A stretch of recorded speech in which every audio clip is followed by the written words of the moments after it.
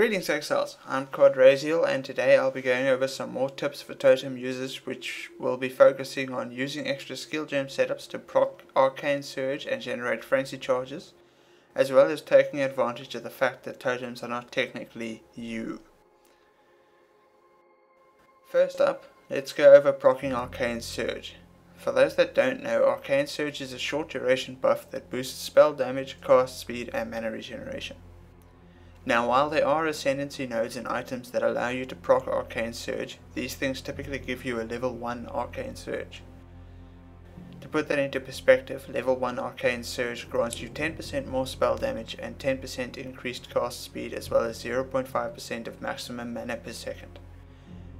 Alternatively to that, a level 20 Arcane Surge grants you 20% more spell damage and 19% increased cast speed as well as 1% of mana regenerated per second.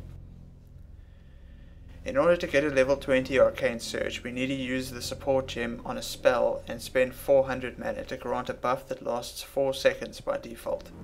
This is not an easy task for most other types of builds unless they link it with their main skill, but we're going to go over a method made popular by Mathil to generate high level Arcane Surge buffs and maintain them on our totem character.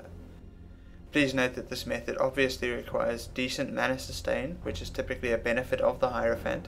Also note that you must be spending mana, so Blood Magic or Eldritch Battery will not be able to take advantage of this method.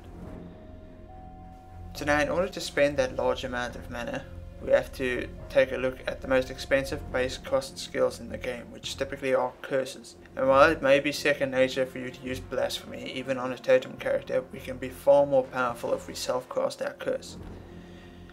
What we do is socket the curse into one of our 3 or 4 links along with Arcane Surge and increased duration to boost the duration of Arcane Surge and raise the cost of the curse.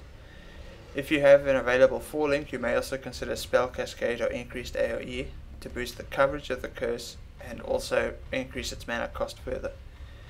Using this method we can get an Arcane Surge that lasts almost twice the base duration and is triggered simply by self-casting our curse after we have summoned our totems. It's also worth noting that as of 3.6, curse skill effect duration will increase the duration of Arcane Surge if applied by a curse, and there are substantial sources of this increased duration available, both on the passive tree through nodes such as Hexmaster, or through unique items such as the Chalice of Horror's unique shield. Using all this information, we can fairly comfortably sustain a level 20 or even 21 Arcane Surge throughout mapping.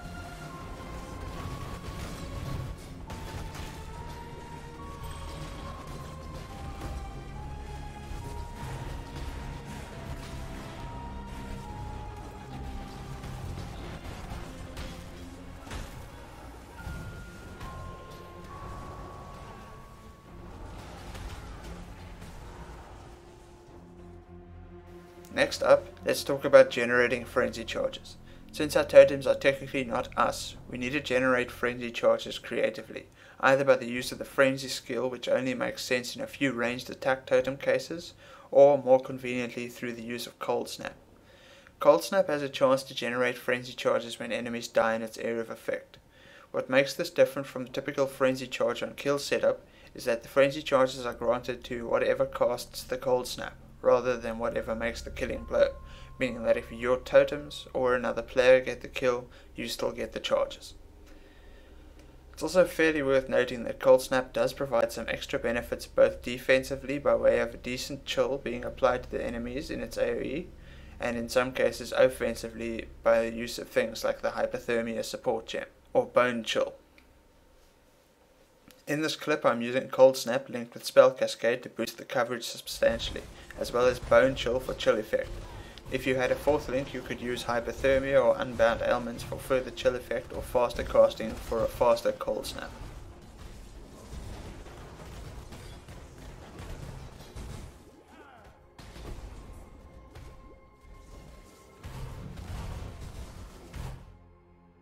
Lastly, let's build on the fact that totems technically are not us, and how we can take advantage of that.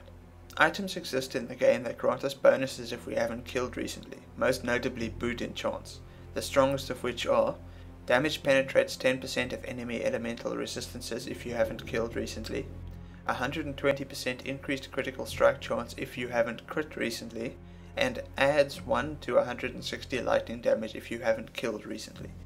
These can all be active almost permanently on builds where totems do the killing, as you can see in this clip where I have the elemental penetration active throughout the zone regardless of the fact that things are being killed by my totems.